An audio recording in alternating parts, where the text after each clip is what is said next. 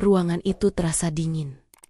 Bukan karena pendingin udara, melainkan karena kesepian yang menusuk. Suara jam dinding berdetak pelan, mengisi kekosongan yang ditinggalkan oleh tawa dan percakapan. Aku, Kirana, menatap layar ponselku, melihat foto-foto yang diunggah oleh Farid, suamiku, dan Ibu Santi, ibu mertuaku. Mereka berpose ceria di bawah teriknya matahari Bali, dengan latar belakang pantai berpasir putih.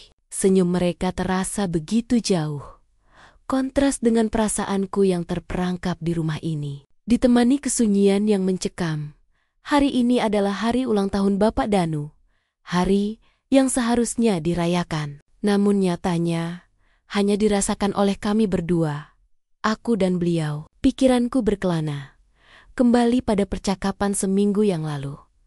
Kirana, Ibu dan Farid sudah merencanakan liburan ini jauh-jauh hari. Ini kan ulang tahun pernikahan kami, ujar Ibu Santi dengan nada yang terdengar seperti perintah. Farid, yang biasanya membela aku, hanya menatapku dengan tatapan kosong. Ya, sayang, ini demi kebahagiaan Ibu. Lagi pula, Bapak sudah ada kamu yang merawat kan? Kata-kata itu terasa seperti tamparan. Aku bukanlah perawat.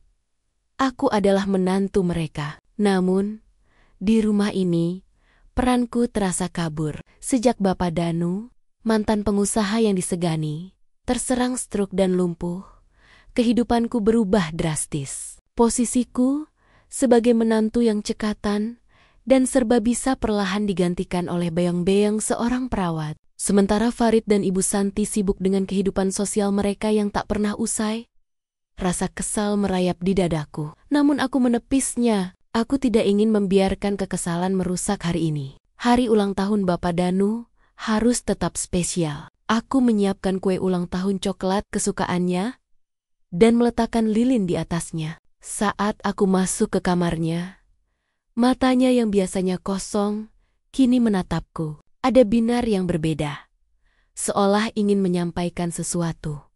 Selamat ulang tahun, Bapak, bisikku sambil mengusap lembut tangannya. Aku tahu Bapak sedih, tapi aku akan pastikan hari ini tetap istimewa.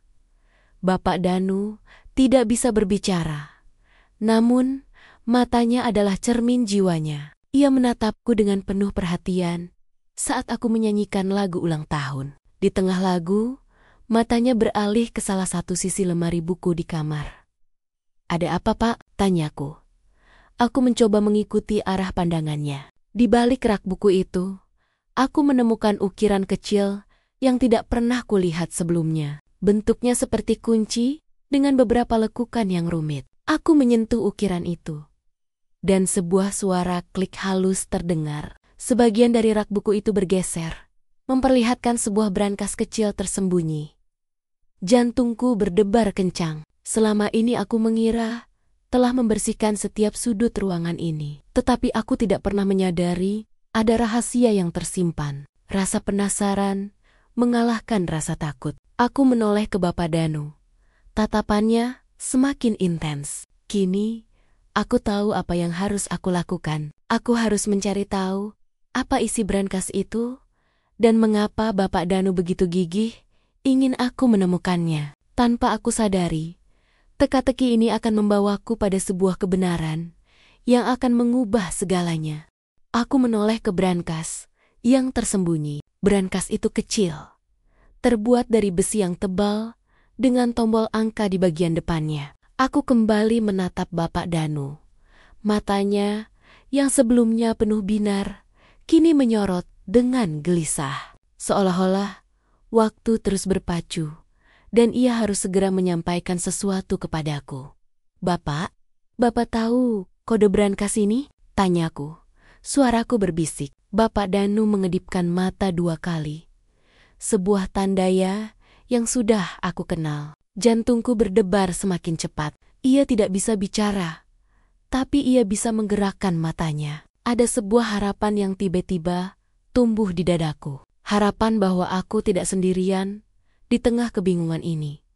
Aku mengambil kertas dan pulpen dari meja di samping tempat tidur. Apa Kodenya, Pak. Apa ini kombinasi angka? Tanyaku lagi. Aku mengacungkan pulpen ke arah Bapak Danu, bersiap-siap untuk menuliskan apapun yang ia sampaikan. Bapak Danu memejamkan mata dan kembali membukanya. Ia mengedipkan mata, perlahan, seolah-olah menghitung. Aku terdiam, mengamati setiap gerak matanya. Ia mengedipkan mata sekali, lalu berhenti. Kemudian, ia mengedipkan mata lagi 2 kali. Aku mulai mencatatnya di kertas. Angka pertama, angka kedua. Polanya begitu jelas. Apakah ini angka, Pak? Tanyaku lagi. Bapak Danu kembali mengedipkan mata 2 kali. Mengiyakan. Kami pun memulai proses yang melelahkan, namun penuh ketegangan. Dengan sabar, aku mengacungkan jariku satu persatu ke angka-angka di brankas. Setiap kali aku mengacungkan jariku pada angka yang benar, Bapak Danu akan mengangguk dengan gerakan yang sangat minim. Hanya matanya yang berbicara. Jika salah, ia akan memejamkan matanya. Sebuah tanda tidak. Proses ini terasa seperti sebuah tarian sunyi antara 2 jiwa yang terasing. Aku dan Bapak Danu terhubung oleh sebuah rahasia yang tersembunyi di dalam brankas besi itu. Aku merasakan kehangatan yang tak biasa. Dalam kesunyian ini, ia tidak lagi tampak seperti pasien yang tak berdaya. Ia adalah seorang ayah mertua yang berjuang untuk menyampaikan kebenaran. Dan aku adalah menantu yang bertekad untuk memahami. 1 jam berlalu. Kertas di tanganku sudah penuh dengan deretan angka-angka yang berantakan. Aku mengulang kembali kombinasi yang sudah kami susun. Pak, apakah ini yang Bapak maksud? Tanyaku, membaca deretan angka terakhir. 119.842. Bapak Danu mengangguk perlahan. Tangannya, yang biasanya terkulai lemas, kini bergerak sedikit. Seolah ingin meraih tanganku. Aku meraihnya. Dan ia menggenggamnya dengan lemah. Ada rasa terima kasih yang tak terlukiskan di sana. Aku menekan tumbal-tumbal pada brankas, sesuai dengan deretan angka yang kudapatkan. Tiba-tiba, lampu kecil di brankas itu menyala.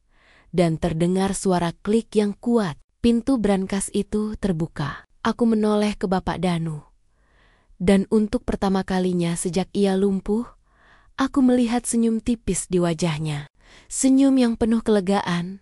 Tanganku gemetar saat aku membuka pintu brankas. Pikiranku berkecamuk. Apa yang ada di dalamnya? Uang, emas. Aku menoleh ke Bapak Danu. Dan ia menatapku dengan tajam, seolah-olah berkata, "Lihatlah Kirana, lihatlah kebenarannya." Aku memasukkan tanganku ke dalam brankas. Jantungku berdebar kencang. Lebih kencang dari sebelumnya. Aku tidak tahu apa yang akan aku temukan. Tetapi aku tahu, apapun itu akan mengubah segalanya. Aku menarik napas dalam-dalam. Rasa penasaran bercampur dengan ketakutan yang dingin. Brankas itu kecil, tetapi tampaknya memuat seluruh rahasia keluarga ini. Pikiranku berkecamuk. Membayangkan uang tunai dalam jumlah besar atau perhiasan berharga. Namun, yang aku temukan di dalamnya sama sekali berbeda. Di dalam brankas itu, tidak ada uang, tidak ada perhiasan. Hanya ada 1 amplop coklat tebal dan sebuah buku catatan bersampul kulit yang sudah usang. Tanganku gemetar saat meraih benda-benda itu. Aku membuka amplop terlebih dahulu.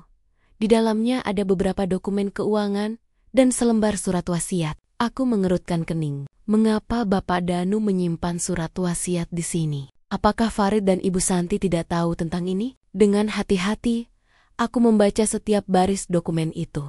Mataku melebar, membaca nama-nama perusahaan dan angka-angka yang sangat besar. Ada tanda tangan Bapak Danu, tetapi juga ada tanda tangan lain yang sangat kukenali. Tanda tangan Farid dan Ibu Santi. Dokumen-dokumen itu adalah bukti penggelapan dana. Dokumen transfer aset perusahaan, perjanjian pinjaman fiktif, dan laporan keuangan yang dimanipulasi. Semua itu menunjukkan bahwa Farid dan Ibu Santi telah menggelapkan sebagian besar kekayaan Bapak Danu, memindahkannya ke rekening mereka sendiri, dan bahkan menggunakan aset perusahaan untuk kepentingan pribadi. Tenggorokanku tercekat, air mataku mengalir. Aku bukan menangis karena sedih, tapi karena marah. Marah atas kebohongan yang telah mereka bangun. Marah karena aku begitu buta, tidak melihat jejak-jejak yang mereka tinggalkan. Pantas saja mereka sering berbisik-bisik, mengunci diri di kamar kerja Bapak Danu, dan tiba-tiba menjadi sangat kaya. Aku selalu menganggap itu adalah berkat kerja keras Farid di perusahaan. Tapi kini, aku tahu, itu semua adalah hasil dari pengkhianatan. Aku meletakkan dokumen-dokumen itu dan beralih ke buku catatan. Itu adalah tulisan tangan Bapak Danu. Dia menulis tentang bagaimana ia mulai curiga terhadap gerak-gerik Farid dan Ibu Santi. Ia mencatat transaksi mencurigakan, pertemuan rahasia, dan perubahan drastis dalam gaya hidup mereka. Aku mencintai putraku, tapi aku tidak bisa membiarkan kejahatan ini terus berlanjut. Tulisnya dengan tinta yang sudah memudar. Aku berusaha mencari tahu, tetapi mereka terlalu licik. Mereka mengendalikan semua akses ke rekeningku. Aku lumpuh dan tidak bisa bicara, tetapi aku tahu kebenaran harus terungkap. Kirana, anakku, jika kamu yang menemukan ini, tolong bantu aku, ungkapkan kebenaran ini. Air mataku menetes di atas buku catatan itu. Kata-kata terakhirnya adalah sebuah permohonan. Sebuah amanah yang begitu berat. Aku menatap Bapak Danu, yang kini matanya berbinar dengan air mata. Ia melihatku, dan aku melihat penderitaan yang ia simpan selama ini. Ia tidak lumpuh karena penyakit biasa. Itu adalah takdir yang datang terlalu cepat, yang mencegahnya untuk bertindak.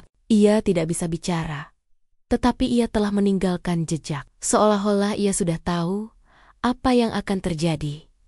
Aku merasa duniaku runtuh. Suami yang kucintai ternyata adalah seorang penipu. Ibu mertua yang kuanggap sebagai ibuku sendiri ternyata adalah dalang di balik semua ini. Liburan mereka ke Bali, tawa mereka yang ceria di foto-foto, semuanya terasa seperti ilusi yang kejam. Mereka tidak melarikan diri dari kesepian, tapi dari tuntutan hukum yang akan datang. Aku menatap Bapak Danu, yang kini terbaring tak berdaya di hadapanku. Aku memegang tangannya, menggenggamnya dengan erat. Aku akan membantu Bapak, bisikku. Aku akan pastikan kebenaran terungkap. Aku janji. Bapak Danu mengangguk pelan. Air mata mengalir di pipinya. Aku tahu, sekarang ini bukan lagi tentang rasa kesal karena ditinggalkan. Ini adalah tentang kebenaran, tentang keadilan, dan tentang melindungi satu Satania, orang yang tulus padaku di rumah ini. Perjalananku baru saja dimulai. Malam itu, setelah berhasil menyembunyikan dokumen-dokumen itu, aku tidak bisa tidur. Pikiranku terus-menerus memutar kembali semua kejadian yang terjadi. Setiap percakapan, setiap tatapan, setiap janji kosong yang diucapkan oleh Farid dan Ibu Santi, kini terlihat dalam cahaya yang berbeda. Rasa curiga yang sebelumnya hanya bisik-bisik di kepalaku, kini berubah menjadi keyakinan yang dingin dan menusuk. Aku teringat percakapan-percakapan mereka yang sering terputus saat aku mendekat. Mereka akan tiba-tiba mengganti topik atau berbisik-bisik, menganggap aku tidak ada. Aku selalu berpikir mereka sedang merencanakan kejutan untukku atau membicarakan bisnis yang tidak ingin mereka bagi. Betapa bodohnya aku. Mereka bukan menyembunyikan kejutan, melainkan menyembunyikan kebohongan.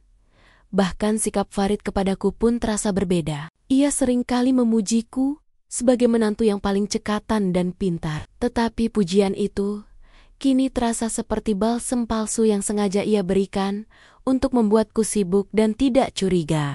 Ia membiarkanku mengurus Bapak Danu sendirian, membiarkanku tenggelam dalam kesibukan domestik, sementara di belakangku, ia dan ibunya sibuk menggerogoti kekayaan ayahnya sendiri.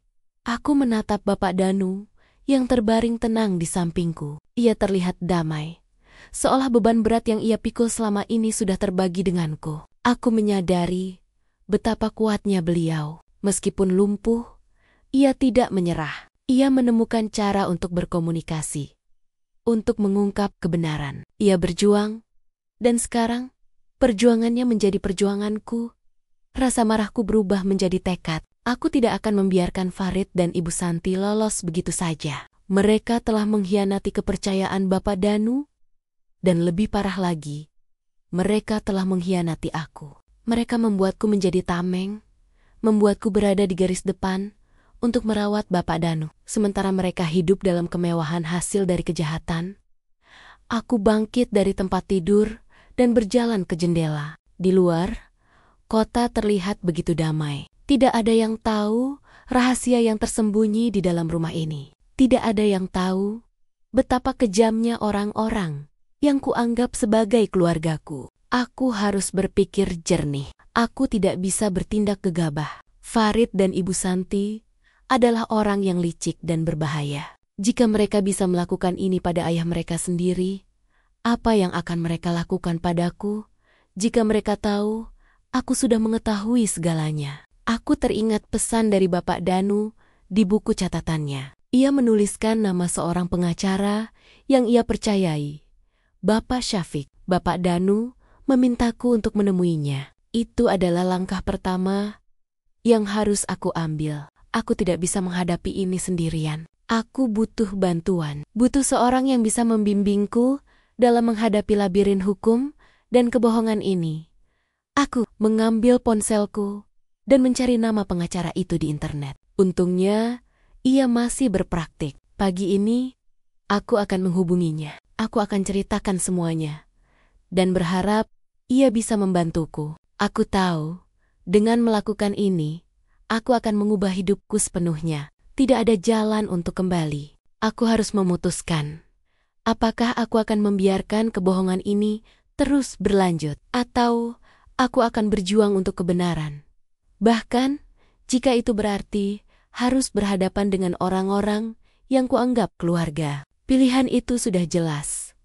Pagi itu, aku terbangun dengan dering telepon yang memekakan telinga. Nama Farid muncul di layar. Aku ragu-ragu sejenak, namun akhirnya mengangkatnya. Ada nada panik di suaranya, sesuatu yang tidak pernah kudengar sebelumnya.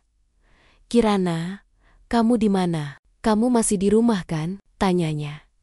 Suaranya terengah-engah, seolah baru saja berlari. "Aku di rumah, seperti biasa. Merawat Bapak," jawabku dengan nada datar, berusaha menyembunyikan amarah yang bergejolak di dalam diriku. "Bagus, bagus, dengarkan aku baik-baik," kata Farid. Suaranya kini terdengar seperti berbisik. "Kamu harus segera mengemas barang-barang pentingmu. Cincin, perhiasan, dokumen penting, dan jangan beritahu siapapun. Kita harus pergi." "Pergi? Pergi? Kemana? Apa yang terjadi?" "Farid," tanyaku, berpura-pura tidak mengerti. "Aku ingin melihat sejauh mana ia akan berbohong." "Jangan banyak tanya. Ibu dan aku akan segera pulang. Kamu bersiaplah. Kita harus lari dari sini. Ada masalah besar," jawabnya. Suaranya kembali meninggi. Jantungku berdebar kencang. Ini dia, momen yang kucurigai. Masalah apa? Apa? Kenapa harus lari? Auditor dari perusahaan datang mendadak. "Ada laporan penyelewengan dana. Kita harus menghilang sebelum semuanya terbongkar," katanya. Suaranya dipenuhi ketakutan. Aku terdiam, mengolah kata-katanya. Ini adalah pengakuan yang aku tunggu-tunggu. Aku merasakan campuran antara kepuasan dan kesedihan. Puas karena dugaanku benar. Sedih karena suamiku sendiri telah mengkhianati keluarganya. Dan aku, "Lalu, liburan kalian ke Bali itu?" tanyaku. Suaraku sedikit bergetar. Terdengar suara helaan napas dari seberang telepon. "Itu hanya kedok, Kirana. Kami mendengar kabar bahwa audit ini akan terjadi. Jadi kami pergi untuk mencari waktu. Kami pikir ini akan mereda. Tapi ternyata Mereka datang lebih cepat dari yang kami duga. Aku menahan diri untuk tidak tertawa. Mereka begitu naif, mengira aku akan begitu saja mengikutinya. Mereka tidak tahu bahwa aku sudah selangkah lebih maju. Aku tidak hanya menemukan bukti, aku juga sudah menghubungi pengacara yang dipercayai oleh Bapak Danu. Kenapa kalian melakukan ini, Farid? Ini uang ayahmu sendiri, bisikku. Amarahku mulai meluap. Ada keheningan sejenak. Kemudian, Ibu Santi merebut telepon dari tangan Farid. Dengar Kirana, kamu jangan banyak bicara. Kamu hanya perlu melakukan apa yang kami perintahkan. Jangan merusak semuanya. Ini semua demi kebaikan keluarga. Suara Ibu Santi jauh lebih dingin dan penuh ancaman. Kata-katanya, demi kebaikan keluarga, kini terdengar seperti ironi yang kejam. Keluarga yang mana? Keluarga yang mereka hancurkan sendiri? Aku memutuskan untuk tidak membalas. Aku mematikan telepon. Aku menoleh ke Bapak Danu. Ia menatapku, seolah-olah mengerti percakapan yang baru saja terjadi. Aku tahu, sekarang aku tidak bisa lagi berpura-pura. Aku harus mengambil tindakan. Aku kembali ke kamar, memeriksa kembali dokumen yang aku sembunyikan. Ini adalah bakti-bakti yang akan menjatuhkan mereka. Aku tidak akan membiarkan mereka pergi begitu saja. Aku akan menghadapi mereka. Dan aku akan memastikan kebenaran terungkap. Aku akan membalas pengkhianatan mereka dengan keadilan. Setelah percakapan yang penuh ketegangan dengan Farid dan Ibu Santi, aku tidak bisa lagi tinggal diam. Aku tahu, mereka akan segera kembali. Tidak ada waktu untuk ragu. Aku harus bertindak. Aku mengambil ponselku dan menghubungi Bapak Syafiq, pengacara yang namanya tercantum dalam buku catatan Bapak Danu. Ada rasa gugup saat aku menekan nomornya, tetapi tekadku lebih besar dari rasa takut. Halo, Bapak Syafiq? Tanyaku begitu telepon diangkat. Ya, saya sendiri. Ada yang bisa saya bantu? Jawabnya dengan suara yang tenang, namun berwibawa. Saya Kirana, menantu dari Bapak Danu, kataku. Suaraku sedikit bergetar. Ada hal sangat penting yang harus saya sampaikan kepada Bapak. Ini menyangkut warisan dan aset Bapak Danu. Ada keheningan sejenak di seberang telepon. Aku bisa merasakan kebingungan di suaranya. Kirana, saya sudah lama mencari keluarga Bapak Danu. Kami kehilangan kontak setelah beliau sakit. Ada apa sebenarnya? Aku menarik napas dalam-dalam. Saya tidak bisa membicarakannya di telepon. Pak, tapi saya punya bakti-bakti penting tentang penggelapan dana yang dilakukan oleh Farid dan Ibu Santi. Aku bisa mendengar suara napas Bapak Syafiq yang tertahan. Baik, jangan bicarakan hal ini dengan siapapun. Kirimkan saya alamatmu. Kita bertemu di tempat yang aman dan pribadi. Jangan di rumah. Saya akan segera ke sana. Aku memberitahunya alamat sebuah kafe yang tenang dan tidak terlalu ramai di pinggir kota. Setelah itu, aku mematikan telepon. Jantungku berdebar kencang. Kali ini bukan karena takut, melainkan karena adrenalin. Aku merasa seperti seorang agen rahasia, menyusun rencana untuk menjatuhkan musuh-musuh yang telah mengkhianatiku. Aku kembali ke kamar. Bapak Danu, ia menatapku dengan tatapan khawatir, seolah ia tahu apa yang akan aku lakukan. Dan ia takut aku akan berada dalam bahaya. Aku tersenyum, mencoba meyakinkannya bahwa semuanya akan baik-baik saja. Jangan khawatir, Bapak. Aku akan berhati-hati, bisikku, sambil mengusap tangannya. Ketika aku sedang bersiap sayap untuk pergi, ponselku berdering lagi. Kali ini, dari nomor yang tidak dikenal. Aku mengangkatnya dengan ragu-ragu. Suara di seberang telepon itu adalah suara Ibu Santi. Kirana, apa yang kamu lakukan? Kenapa teleponmu tidak bisa dihubungi? Tanyanya dengan nada dingin. Aku sedang sibuk, Ibu. Aku harus mengurus Bapak, jawabku, berusaha menjaga suaraku tetap tenang. Dengar, jangan lakukan hal bodoh. Kami tahu, kamu sedang berencana sesuatu. Jangan coba-coba mengkhianati kami. Ingat, kamu masih terikat dengan kami. Jangan biarkan hidupmu hancur karena kebodohan. Ancamnya. Aku terdiam. Mereka tahu. Mereka mencurigai gerak-geriku. Namun, aku tidak akan mundur. Aku sudah terlalu jauh. Aku tidak mengerti apa yang ibu bicarakan. Kataku dengan tenang. Oh, kamu mengerti? Jawabnya. Kami akan segera kembali. Sebelum itu, pikirkan baik-baik langkahmu. Jika kamu berani makam-mukam, kamu tidak hanya akan kehilangan Farid, tapi kamu juga akan kehilangan semua yang kamu miliki. Kami bisa membuat hidupmu sangat sulit. Dan apa yang akan ibu lakukan pada bapak? Tanyaku. Suaraku menjadi dingin.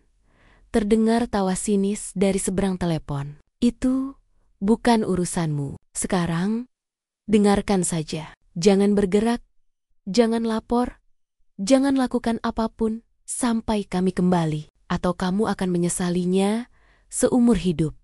Ia mematikan telepon. Aku terdiam, menatap layar ponselku yang gelap. Ancaman itu terasa nyata. Mereka tidak main-main. Mereka akan melakukan apa saja untuk melindungi diri mereka sendiri. Namun, ancaman itu tidak membuatku takut. Malah, itu memicu tekadku untuk berjuang lebih keras. Aku harus melindungi Bapak Danu dan mengungkapkan kebenaran, apapun risikonya.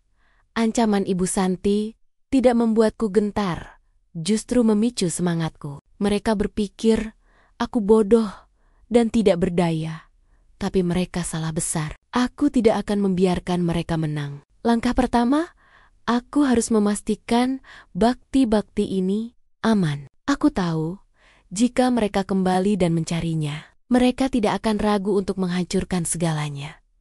Aku mengambil semua dokumen dari brankas, termasuk buku catatan Bapak Danu. Aku menyalinnya, setiap lembar, setiap angka, setiap detail penting. Aku memotretnya dengan ponselku, lalu mencetaknya dan menyimpannya di flash disk yang sudah kusiapkan. Salinan fisiknya aku sembunyikan di tempat yang paling tidak terduga, di dalam pot bunga plastik yang terletak di gudang belakang, tersembunyi di bawah tumpukan sarung tangan berkebun. Aku juga menyembunyikan flash disk itu. Aku memasukkannya ke dalam sebuah kotak kecil yang dibalut lakban dan menyisipkannya di antara buku-buku lama di rak buku perpustakaan. Mini milik Bapak Danu, tempo-tempot ini terkesan sangat acak. Namun aku tahu, Farid dan Ibu Santi tidak akan pernah ripot-ripot mencarinya di sana. Mereka terlalu angkuh, mengira bahwa mereka memiliki kendali penuh atas rumah ini. Setelah semuanya aman, aku kembali ke kamar Bapak Danu. Aku memberitahunya dengan bisikan, dokumennya sudah aman, Pak. Aku juga sudah menghubungi pengacara Bapak. Sebentar lagi, aku akan bertemu dengannya. Semuanya akan baik-baik saja. Bapak Danu menatapku dengan mata penuh harapan. Aku bisa merasakan energi positif darinya, seolah dia mengirimkan kekuatannya kepadaku. Dengan langkah mantap, aku bersiap untuk pergi. Aku memakai pakaian yang tidak mencolok dan membawa tas sederhana. Saat aku keluar, aku pastikan pintu terkunci rapat. Di kafe yang telah kutentukan, Bapak Syafi sudah menunggu. Ia adalah pria paruh baya dengan rambut yang mulai memutih dan kacamata berbingkai tipis. Wajahnya ramah, namun matanya memancarkan ketajaman seorang profesional. Selamat siang, Kirana. Terima kasih sudah datang, sapanya. Terima kasih sudah mau menemui saya, Pak. Saya rasa kita harus bicara di tempat yang lebih pribadi, kataku sambil melihat sekeliling. Bapak Syafiq mengangguk. Mengerti maksudku. Ia membawa kami ke sebuah bilik tersembunyi di belakang kafe. Setelah duduk, aku mengeluarkan selinan-selinan dokumen yang kuambil. Ia memeriksanya satu persatu. Matanya membelalak kaget. Ini luar biasa. Semua bukti yang saya butuhkan ada di sini, katanya. Saya sudah lama mencurigai mereka, tapi saya tidak punya bukti kuat. Saya yakin mereka mengalihkan asitazid Bapak Danu secara perlahan selama bertahun-tahun. Ini adalah kasus penggelapan yang sangat terorganisir.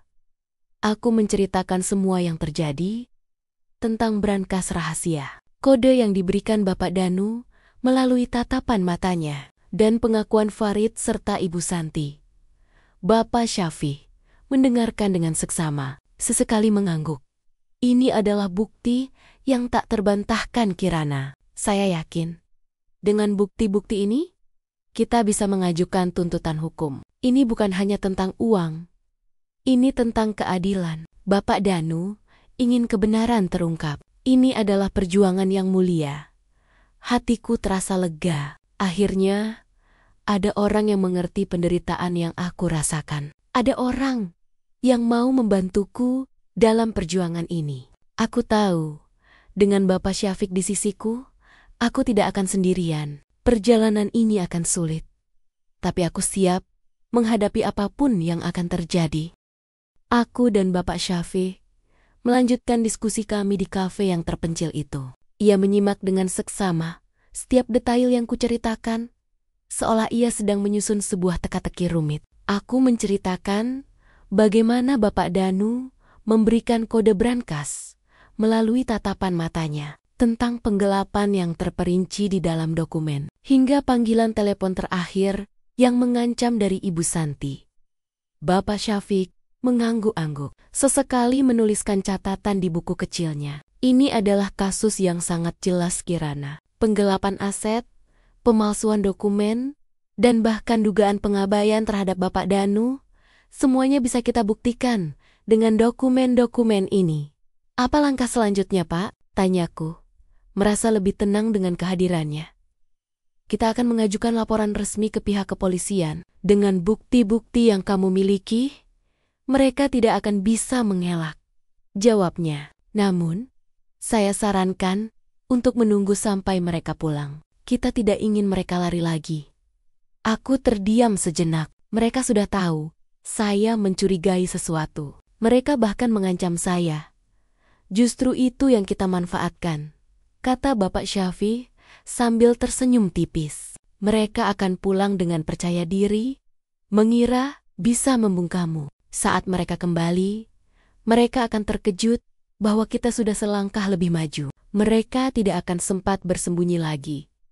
Aku merasa lega. Ternyata, ancaman yang diberikan Ibu Santi adalah sebuah berkah tersembunyi. Itu akan membuat mereka kembali, lantas terperangkap dalam jebakan mereka sendiri. Aku tidak perlu lagi bersembunyi. Setelah pertemuan itu, aku merasa lebih ringan. Aku pulang ke rumah, menemui Bapak Danu. Aku menceritakan semua yang sudah terjadi. Aku memberitahunya tentang rencana kami. Bapak Danu mendengarkan dengan penuh perhatian. Mata yang dulunya kosong, kini memancarkan api semangat. Aku mengambil laptop dan mulai mencari informasi tentang penggelapan aset dan kasus-kasus serupa. Aku ingin memahami selek-belek hukum yang akan kami hadapi. Aku tidak ingin menjadi korban yang pasif. Aku ingin menjadi bagian dari perjuangan ini. Beberapa hari kemudian, ponselku kembali berdering. Nama Farid tertera di sana. Kali ini, suaranya terdengar lebih santai, seolah tidak terjadi apa-apa. Kirana, kami sudah di bandara. Sebentar lagi kami sampai di rumah, katanya. Jangan lupakan apa yang aku katakan. Kamu sudah siap kan? Tentu. Jawabku dengan suara mantap. Aku sudah menyiapkan semuanya. Aku sudah menunggumu. Aku mengakhiri panggilan itu dan tersenyum sinis. Kata-kataku memiliki makna yang berbeda dari yang ia pikirkan. Aku sudah menyiapkan segalanya. Tapi bukan untuk lari. Aku menyiapkan segalanya untuk menyambut mereka kembali, untuk menghadapi kebohongan dan menuntut keadilan. Aku melihat keluar jendela. Sebuah mobil hitam memasuki halaman. Itu Farid dan Ibu Santi. Pertarungan yang sebenarnya akan segera dimulai. Dan aku, Kirana, tidak akan mundur selangkah pun. Pintu depan terbuka, dan Farid serta Ibu Santi melangkah masuk. Mereka tampak lelah setelah perjalanan jauh, namun ada sorot mata licik yang tidak bisa mereka sembunyikan. Mereka melihatku, dan senyum palsu segera terpampang di wajah mereka. "Kirana, sayang, kami pulang," sapa Farid. Berusaha memelukku. Aku menghindarinya dengan lembut, membuat senyumnya sedikit memudar. "Kalian tidak kemana-mana, bukan? Kami sudah dengar tentang audit itu," kataku dengan tenang. Suaraku datar tanpa emosi. Ibu Santi langsung mendekat, menatapku dengan tajam. "Kamu bicara apa?" "Tentu saja kami kemana-mana. Ini kan liburan, jangan dengarkan omong kosong orang lain." "Oh, ya? Lalu kenapa Farid memintaku untuk mengemas barang-barang dan bersiap lari?" tanyaku. Mataku menatap Farid lurus-lurus. Wajah Farid pucat. Itu hanya salah paham, sayang," katanya terbata-bata. "Maksudku, kita bisa lari ke tempat lain untuk berlibur lagi." "Cukup, Farid," potong Ibu Santi. "Kirana, kami tahu, kamu sudah tahu sesuatu. Jangan bodoh. Kami ini keluargamu. Ini demi kebaikan kita semua." "Keluarga?" tanyaku, sinis. "Keluarga mana yang menipu ayah mereka sendiri?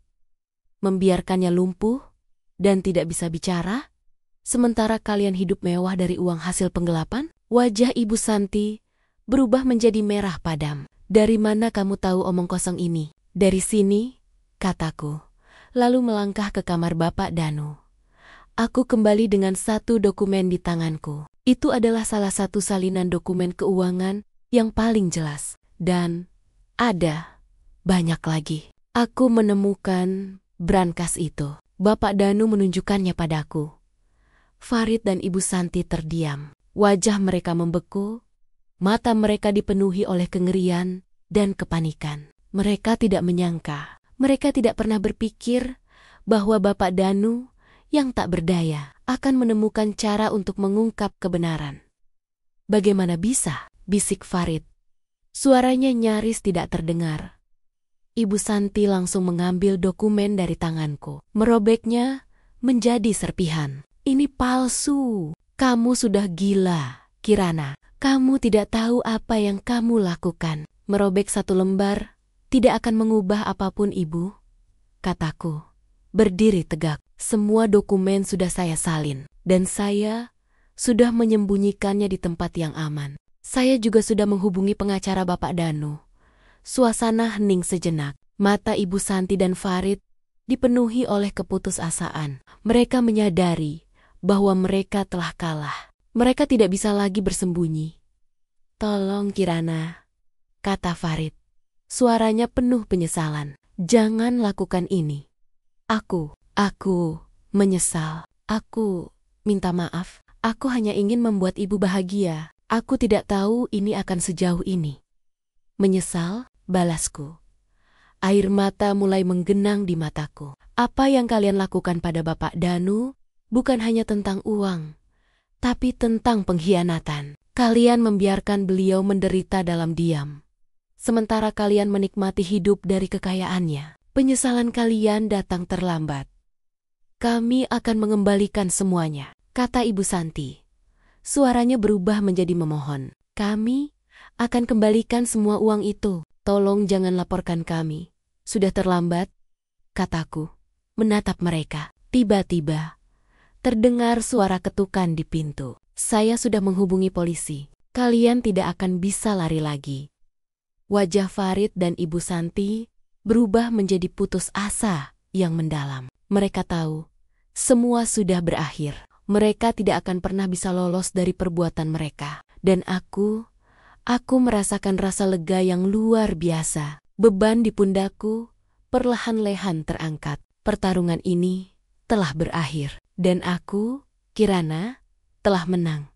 Pintu terbuka dan 2 orang polisi masuk ke dalam rumah. Mereka menatap Farid dan Ibu Santi yang berdiri terpaku dengan wajah pucat. Aku dengan tenang menunjukkan salinan dokumen yang telah kusimpan di tas dan menjelaskan secara singkat situasi yang terjadi. Salah satu polisi meminta Farid dan Ibu Santi untuk ikut ke kantor polisi. Farid menatapku, matanya dipenuhi dengan penyesalan yang mendalam. "Kirana, aku Ia mencoba mengatakan sesuatu, tetapi suaranya tercekat. Ibu Santi tidak mengatakan apa-apa. Ia hanya menunduk, seolah malu dengan perbuatannya sendiri. Aku menatap mereka berdua tanpa ada rasa dendam. Hanya ada kelegaan yang luar biasa. Setelah polisi membawa mereka pergi, keheningan kembali memenuhi rumah. Aku kembali ke kamar Bapak Danu. Ia menatapku dengan mata yang berbinar, seolah ingin mengucapkan terima kasih. Aku mengusap tangannya dengan lembut. Kita berhasil, Bapak. Kebenaran sudah terungkap. Aku menghubungi Bapak Syafiq untuk memberitahu bahwa Farid dan Ibu Santi sudah ditahan. Ia terdengar sangat lega. Bagus, Kirana. Setelah ini, kita akan segera mengurus semua dokumen dan mengembalikan asitazid Bapak Danu. Kamu telah melakukan hal yang benar. Beberapa hari berikutnya terasa sangat sibuk. Aku bekerja sama dengan Bapak Syafiq, mengurus semua dokumen yang diperlukan. Aku memberikan kesaksianku, dan semua bukti yang kusimpan menjadi dasar tuntutan hukum. Media meliput kasus ini, dan nama Bapak Danu pun dipulihkan. Semua orang terkejut, tidak menyangka bahwa pengusaha kaya itu disengsarakan oleh keluarga sendiri. Aku tidak tahu harus merasa seperti apa. Aku tidak mendapatkan warisan harta, karena semua aset akan dikembalikan ke tangan Bapak Danu. Tetapi aku mendapatkan sesuatu yang jauh lebih berharga. Kebebasan dari kebohongan dan kebenaran yang tidak ternilai harganya. Aku tidak lagi terperangkap dalam rumah ini, merawat orang yang lumpuh, sementara keluargaku sendiri hidup dalam kebohongan. Suatu sore, aku duduk di samping Bapak Danu. Aku membacakan koran yang memberitakan tentang kasusnya. Ia mendengarkan dengan seksama. Matanya mengikuti setiap kata yang kubaca. Ketika aku selesai, ia menatapku. Tangannya dengan susah payah bergerak dan meraih tanganku. Ia menekan tanganku dengan lembut, dan aku melihat air mata di matanya. Air mata kelegaan. Bapak tidak lagi sendirian, bisikku, dan aku juga. Aku menyadari hubunganku dengan Bapak Danu tidak lagi seperti menantu dan mertua, melainkan seperti ayah dan anak. Ia telah mempercayaiku, dan aku telah memperjuangkan keadilan untuknya. Kemenanganku bukanlah karena aku mendapatkan harta, melainkan karena aku berhasil membebaskan Bapak Danu dari penderitaan dan kebohongan. Beberapa waktu kemudian, Farid dan Ibu Santi dijatuhi hukuman. Meskipun aku tidak pernah kembali menjenguk mereka, aku tahu bahwa mereka harus membayar mahal atas perbuatan mereka. Aku memutuskan untuk tidak tinggal di rumah itu. Aku merasa perlu memulai hidup yang baru. Aku berpamitan dengan Bapak Danu. Ia menatapku dengan mata yang penuh rasa terima kasih, seolah ingin berterima kasih atas segalanya. Ia tidak bisa bicara, tetapi aku tahu ia telah berterima kasih. Aku meninggalkan rumah itu dengan hati yang lapang, siap untuk memulai lembaran baru dalam hidupku.